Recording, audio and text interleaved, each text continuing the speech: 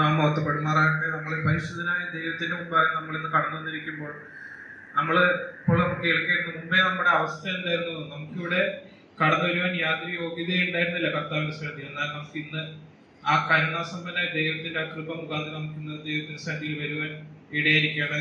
ഒരു ഭാഗം വായിക്കാൻ ആഗ്രഹിക്കുകയാണ്. യെശയ്യാവ് 59-ാം അധ്യായം. യെശയ്യാവ് 59-ന്റെ 1 മുതലുള്ള വാക്യങ്ങൾ വായിക്കുന്നു. രക്ഷിപ്പാൻ കഴിയാതെ വണ്ണം യഹോവയുടെ കൈ കുറുകിയിട്ടില്ല, കേൾപ്പാൻ കഴിയാതെ വണ്ണം അവന്റെ ചെവി മന്ദമായിട്ടുമില്ല. നിങ്ങളുടെ അകത്യങ്ങൾ എത്രേ നിങ്ങളെയും നിങ്ങളുടെ ദൈവത്തെയും തമ്മിൽ ഭിന്നിപ്പിച്ചിരിക്കുന്നത്. നിങ്ങളുടെ പാപങ്ങൾ എത്രേ അവൻ കേൾക്കാതെ വണ്ണം അവന്റെ മുഖത്തെ നിങ്ങൾക്ക് മറയ്ക്കുമാറാക്കിയത്. ഇതിന്റെ 8-ാം വാക്യം.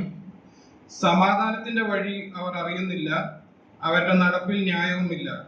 അവർ തങ്ങൾക്കായി വളഞ്ഞ പാതകളെ ഉണ്ടാക്കിയിരിക്കുന്നു, അവയിൽ നടക്കുന്നവനൊരുത്തനും സമാധാനം അറിയുകയില്ല.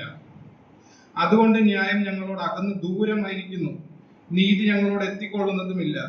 ഞങ്ങൾ പ്രകാശത്തിനായി കാത്തിരുന്നു, എന്നാൽ ഇതാ ഇരുട്ട്; വെളിച്ചത്തിനായിട്ട് കാത്തിരുന്നു, എന്നാൽ ഇതാ അന്ധകാരത്തിൽ ഞങ്ങൾ നടക്കുന്നു. ഞങ്ങൾ കുരുടന്മാരെ പോലെ ചുവര് തപ്പി നടക്കുന്നു, കണ്ണില്ലാത്തവരെ പോലെ തപ്പിത്തടഞ്ഞു നടക്കുന്നു. സന്ധ്യാന സമയത്ത് എന്ന പോലെ ഞങ്ങൾ മധ്യാഹ്നത്തിൽ ഇടറുന്നു, ആരോഗ്യമുള്ളവരുടെ മധ്യേ ഞങ്ങൾ മരിച്ചവരെ പോലെ ആകുന്നു.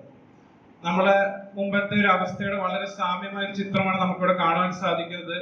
നമുക്ക് കർത്താവിന്റെ സന്നിധിയിലേക്ക് വരുവാൻ ഒരു അകൽച്ച ഉണ്ടായിരുന്നു. അത് നമ്മുടെ പാപങ്ങളായിരുന്നു, നമ്മുടെ അകൃത്യങ്ങളായിരുന്നു. അത് കാരണമാണ് നമ്മൾ ദൈവത്തിൽ നിന്ന് ഭിന്നിക്കപ്പെട്ടത്, നമ്മൾ ദൈവത്തിൽ നിന്ന് അകന്നു പോയത്. ഇവിടെ നമ്മൾ കാണുന്നത് നമുക്ക് സമാധാനമില്ലായിരുന്നു, സമാധാനം അറിഞ്ഞില്ല എന്നാണ് നമുക്കിവിടെ കാണുന്നത്.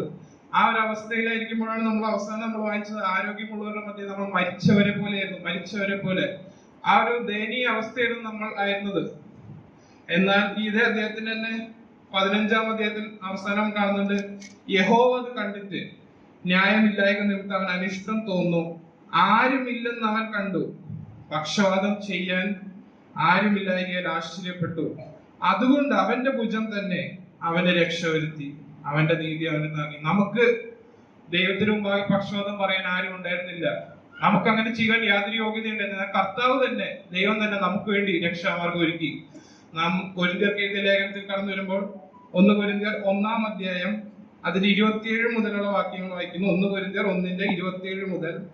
ജ്ഞാനികളെ ലജ്ജിപ്പിപ്പാൻ ദൈവം ലോകത്തിൽ ഭോഷത്വമായി തിരഞ്ഞെടുത്തു, ബലമുള്ളതിനെ ലജ്ജിപ്പിപ്പാൻ ദൈവം ലോകത്തിൽ ബലഹീനമായി തിരഞ്ഞെടുത്തു, ഉള്ളതിനെ ഇല്ലായ്മയാക്കുവാൻ ദൈവം ലോകത്തിൽ കുലഹീനവും നികൃഷ്ടമായതും ഏതുമില്ലാത്തതും തിരഞ്ഞെടുത്തു.